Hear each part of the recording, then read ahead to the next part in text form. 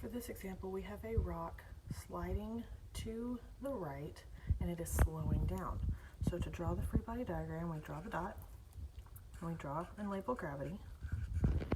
And from here we look for anything touching the rock. Well, we know the surface is touching the rock. Well, the surface can apply two different forces. First, the normal force.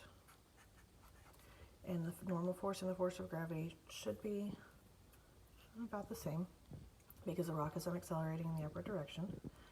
Now, the ground is also touching it still, and we have to determine, is there friction? Well, this rock is slowing down, so friction opposes motion. So this is my frictional force. And this is my force, this is my free body diagram for this rock sliding across the ground. The velocity is to the right because that's the direction the object is moving.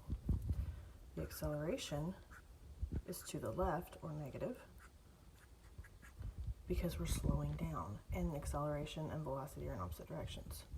The net force is also to the left or negative because acceleration and net force are always in the same direction. If we look at our free body diagram, this is the largest force, so that's our net force.